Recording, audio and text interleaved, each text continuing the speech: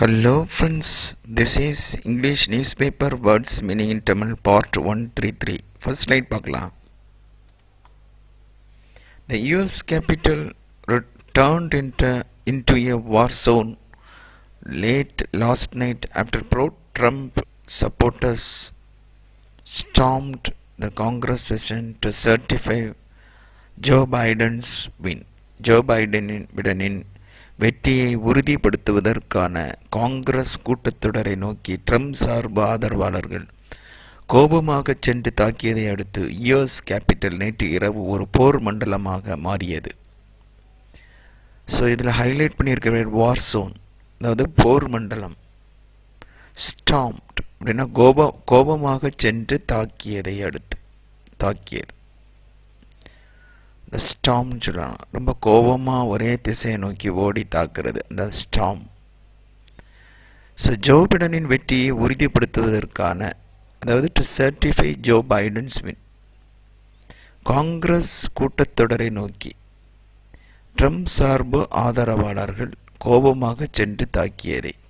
இந்த ட்ரம்ப் சார்பு ஆதரவாளர்கள்னா pro Trump supporters stormed the Congress session, Congress கூட்டத்தொடரை நோக்கி கோபமாக சென்று தாக்குறது அப்படின்னா அடுத்து ஆஃப்டர் யுஎஸ் கேபிட்டல் நேற்று இரவு, அதாவது யுஎஸ் கேபிட்டல் ஒரு போர் மண்டலமாக மாறியது. அதாவது US capital turn into a war zone late last night, நேற்று இரவு. நெக்ஸ்ட் ஸ்லைட் பார்க்கலாம். While Georgia senator certifies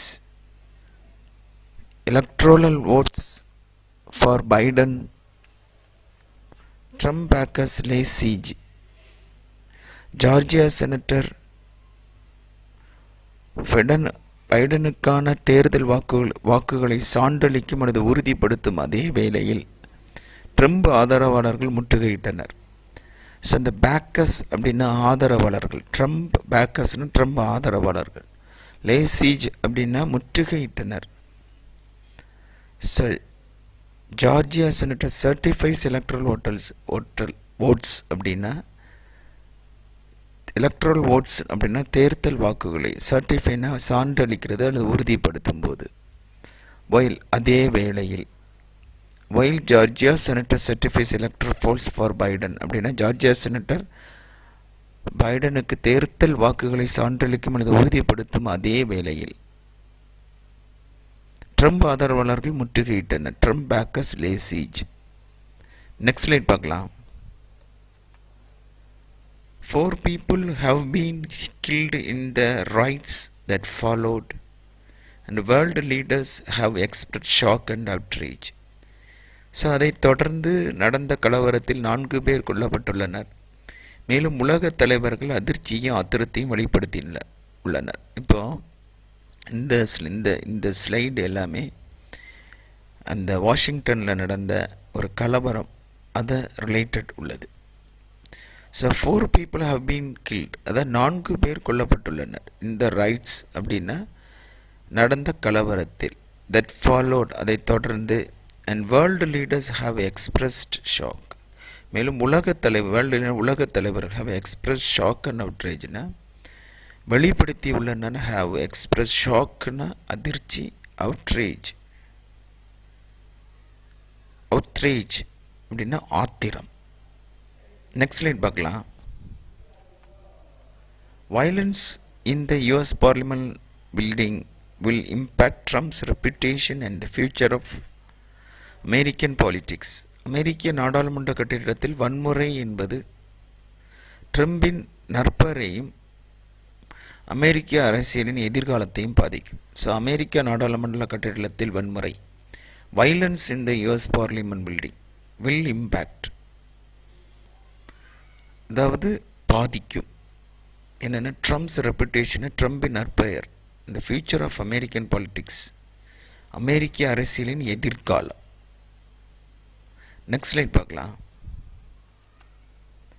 This incident, the violence in America that breaches other countries such as human rights behaving professional and following democratic traits in general has shocked many. அப்படின்னா மனித உரிமைகள் தொழில் ரீதியாக நடந்து கொள்வது, பொதுவாக ஜனநாயக பண்புகளை பின்பற்றுதல் போன்றவற்றை பிற நாடுகளுக்கு போதிக்கும் அமெரிக்காவில் நடந்த இந்த சம்பவம் பலரையும் அதிர்ச்சிக்குள்ளாக்கியது.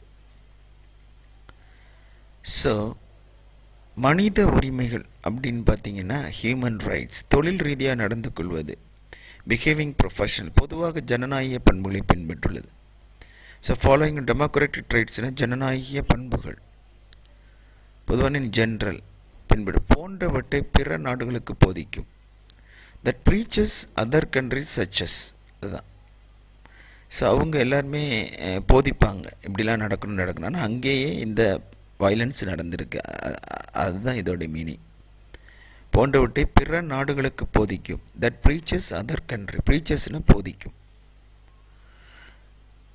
அமெரிக்காவில் இன் அமெரிக்கா நடந்த இந்த திஸ் இன்சிடெண்ட் பலரையும் அதிர்ச்சிக்குள்ளாக்கியிருக்கிறது. அதாவது ஹேஸ் ஷாக்ட் மெனி, பலரையும் அதிர்ச்சிக்குள்ள, ஷாக்ட்னா அதிர்ச்சி, ஷாக்ட் மெனி.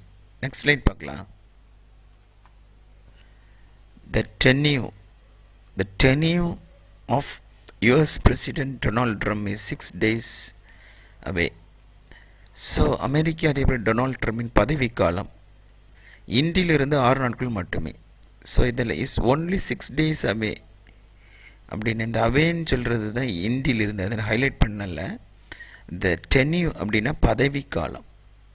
ஸோ டென்யூனா பதவிக்காலம், இஸ் ஒன்லி 6 days அவே அப்படின்னா, அந்த அவே அப்படின்னா இன்றிலிருந்து, இஸ் 6, அது அவேனா அதில் ஒரு மீனிங், இதில் வரக்கூடிய மீனிங் இன்றிலிருந்து 6 நாட்கள் மட்டும். டென்யூனா பதவிக்காலம். ஸோ அமெரிக்க அதிபர் டொனால்ட் ட்ரம்பின் பதவிக்காலம் இன்றிலிருந்து 6 நாட்கள் மட்டுமே.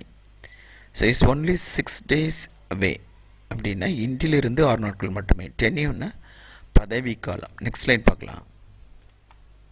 ஸோ இந்தியன் பிஎம் இதில் ஒரு ட்விட்டரில் போட்டிருந்தாங்க, distress to see news about writing and violence in Washington, orderly and peaceful transfer of power must continue.